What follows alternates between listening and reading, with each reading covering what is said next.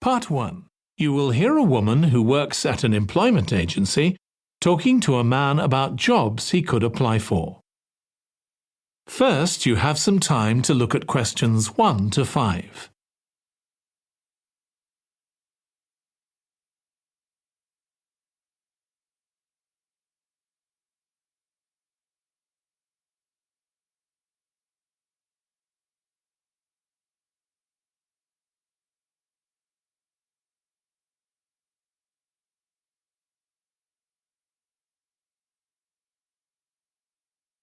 Now listen carefully and answer questions 1 to 5. Good morning. Thanks for coming in to see us here at the agency, Joe. I'm one of the agency representatives and my name's Sally Baker. Hi, Sally. I think we spoke on the phone, didn't we? That's right, we did. So thank you for sending in your CV. We've had quite a careful look at it, and I think we have 2 jobs that might be suitable for you. OK. The first one is in a company based in North London. They're looking for an administrative assistant. OK. What sort of company is it? They're called Home Solutions, and they design and make furniture. Oh, I don't know much about that, but it sounds interesting. Yes, well, as I said, they want someone in their office, and looking at your past experience, it does look as if you fit quite a few of the requirements. So on your CV it appears you've done some data entry? Yes. So that's one skill they want. Then they expect the person they appoint to attend meetings and take notes there. OK. I've done that before, yes. And you need to be able to cope with general admin. Filing and keeping records and so on. That should be OK. And in my last job, I also had to manage the diary. Excellent. That's something they want here too. I'd suggest you add it to your CV. I don't think you mentioned that, did you? No. So, as far as the requirements go, they want good computer skills, of course, and they particularly mention spreadsheets. That should be fine. And interpersonal skills, which would be something they'd check with your references. I think that should be OK, yes. Then they mention that they want someone who is careful and takes care with details. Just looking at your CV, I'd say you're probably all right there. I think so, yes. Do they want any special experience? I think they wanted some experience of teleconferencing. Oh, I've got 3 years' experience of that. Let's see. Yes, good. In fact, they're only asking for at least 1 year, so that's great. So is that something that might interest you? It is, yes. The only thing is, you said they were in North London, so it would be quite a long commute for me. OK.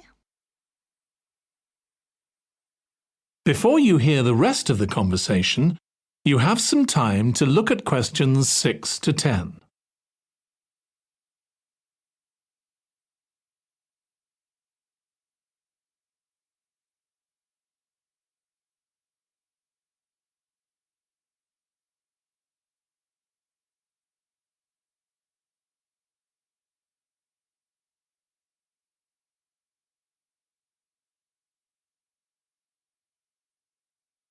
Now listen and answer questions 6 to 10. So the second position might suit you better as far as the location goes. That's for a warehouse assistant, and that's in South London. Yes, that would be a lot closer. And you've worked in a warehouse before, haven't you? Yes. So as far as the responsibilities for this position go, they want someone who could manage the stock, obviously, and also deliveries. That should be OK. You've got to keep track of stuff, but I've always been quite good with numbers. Good. That's their first requirement.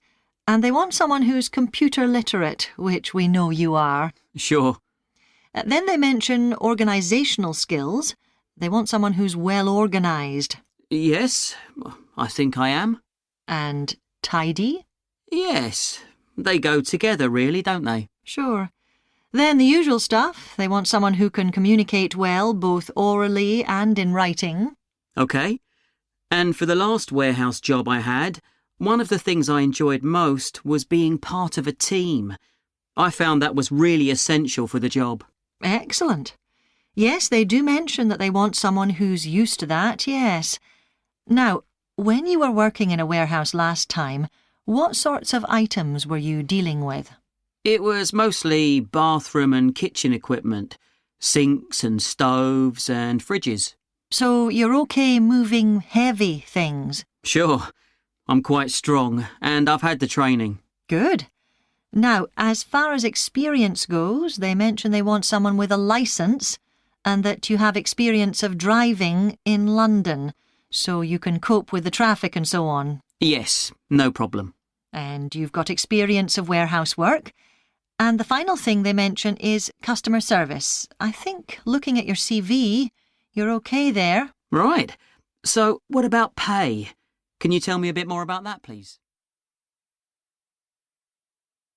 That is the end of part 1. You now have 1 minute to check your answers to part 1.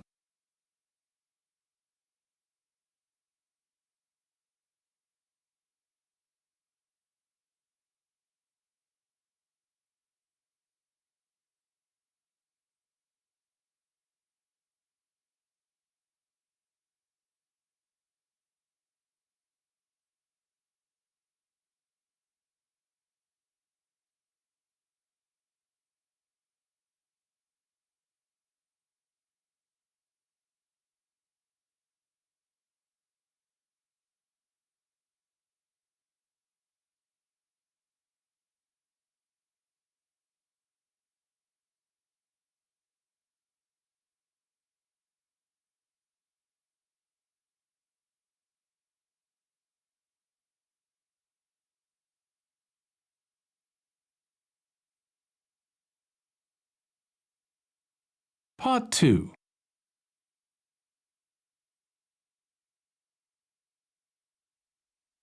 Come in, sit down. Good to see you. Hello. Now, this assignment, the best thing we can do, I think, is to think how we can approach it. The main point is to investigate television, but not what's happened in the past. I was thinking that it would be necessary to go over the new media first and then... Yes, that's a way to make a start, but you need to do that quite briefly. But it's quite a complex topic. I agree, but the emphasis must be on the future development of television as a cultural phenomenon. Yes, I've been reading the talk by Ashley Highfield. All right. And what do you take from that? What are the things that are competing with television? Well, obviously the personal computer and the internet, but also the smartphone. And with the smartphone, there is the use of social media, which television does not deal with at all. Good. Now, what's the problem with television in this new age? Well, first, television does not deal with the social media in any way, obviously, and it has fixed schedules for viewing. Although this is changing. Yes, and of course, people just love their smartphones. Of course. But is there any way in which television has the advantage over these other things? Well, screen size is the obvious way. Television was made for the size of screen it has. Smartphones were not made to show action movies. Much more flexible schedules will be an improvement, but it seems that shopping and social contacts will stay with the smartphone. Yes, I think you're right. You need always to look to the future and try to assess how things will develop. Good. Having said that, you need to move on to the newer social trends that we're seeing with television. Is one of them the idea that programmes might become shorter and shorter?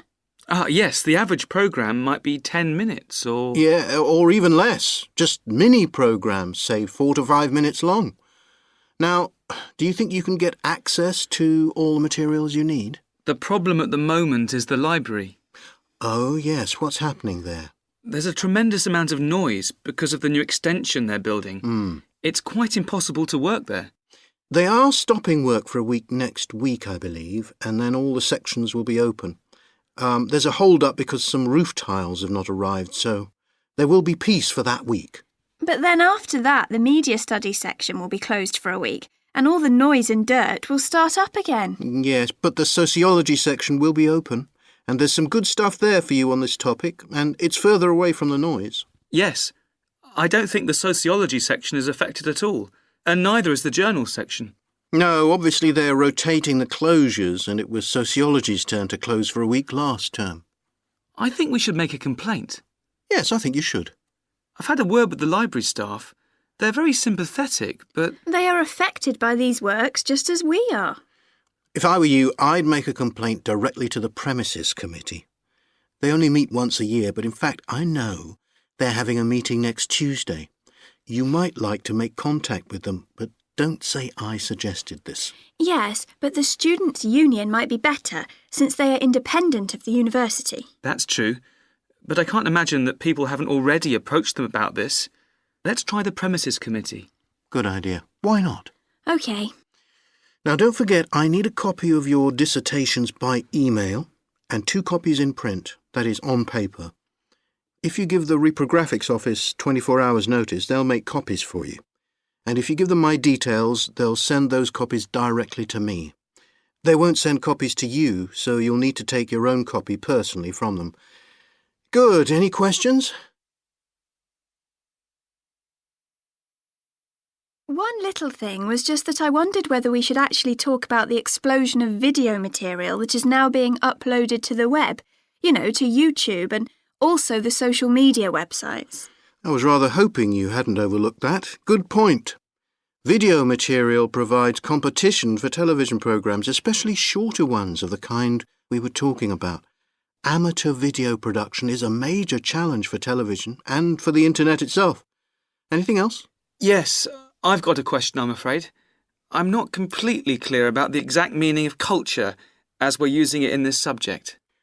Well, Mrs. Jones is giving a lecture on culture and society in the University Theatre. It's on Wednesday at 10 a.m, and you can learn all about it there, I am sure. Can you give us that again, please? Yes, that's Culture and Society. It's in the University Theatre, and let me just check the time. Yes, here it is, 10 a.m. on Wednesday. She'll be giving a very thorough discussion of the issues in defining what culture means. Right. That's good. The thing is, the reading this confused me a bit. Mm-hmm. One thing that occurred to me was that it might be broken down into subsections for future students. Yes, that's a fair point. I'll bear that in mind.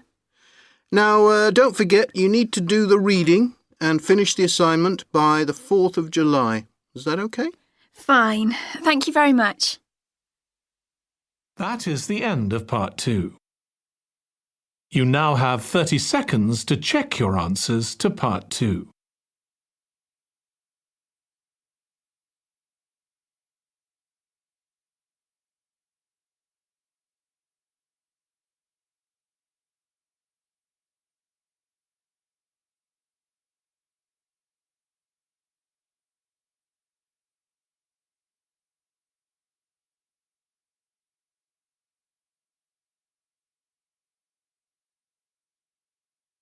Part 3.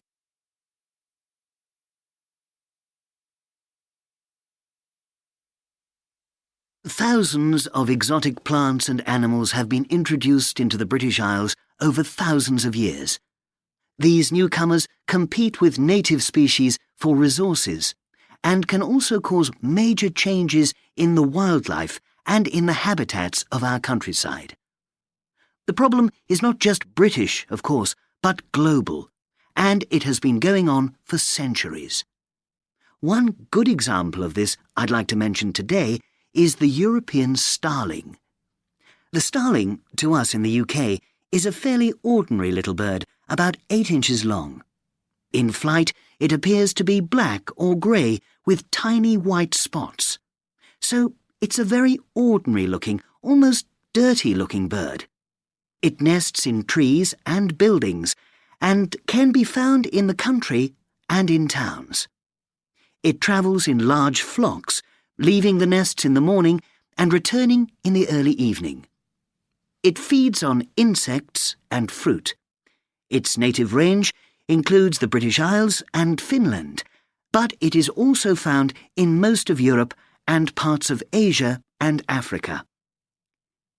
In the British Isles and Finland, however, it has suffered a huge decline, and in these countries there is an effort to conserve the species. It is a different story in some of the places where it has been introduced. For example, The population in the USA is estimated at 170 million birds. Also, they are becoming a big problem in Australia and New Zealand.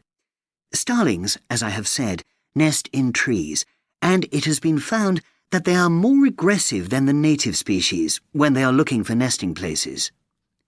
They therefore compete with native species for nests, and also they drive those species away from nests.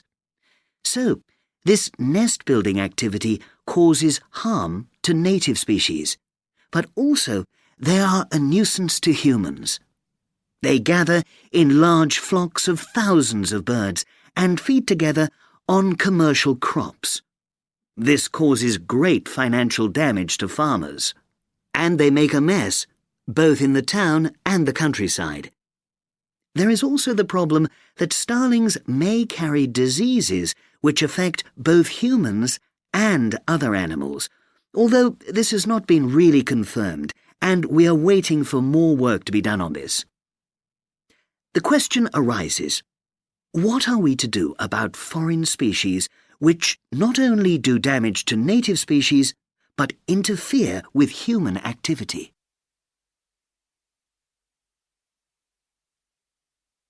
We have 3 approaches in theory, but usually it is not a free choice between them.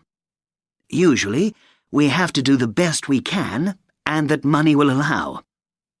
The best approach, of course, is prevention. And many countries have passed legislation which attempts to limit or prevent the arrival of non-native species in their countries. In particular, there are many international regulations on how and where ships may pick up and deposit water, and this is a major contribution to preventing the accidental transport of fish and organisms by ship, since accidental transport by ship is a frequent cause of fish and other creatures going from place to place. Ports also have special areas where water can be deposited, and many of them have treatment facilities to kill any foreign species that may establish themselves in their waters. For fish and organisms that live in water, these international regulations are useful, but obviously not all species can be dealt with in this way. Sometimes it is simply too late for prevention. Then we have to consider eradication or management. By management, I mean that we have to decide how best to live with the new creatures and how to keep their numbers down. However, this becomes not only a scientific question. It can be a matter of choice what population level of an invasive species we want to maintain. This choice involves costs. There is the cost of living with the species, and there is the cost of managing the species over time. And species management is usually a long-term business without any foreseeable end. However, there is not just the economic aspect to this question. We can also consider the ethical point. How should we treat animals which we have sometimes deliberately introduced into the environment? Is it permissible just to exterminate a number of them convenient to ourselves? The most important decision has to be made in the political forum, no matter what considerations go into the making of that decision. These questions are relevant also to the approach of eradication, which is another option, but which does not have an encouraging history. Many attempts have been made to eradicate introduced species. That is the end of part 3. You now have 30 seconds to check your answers to part 3.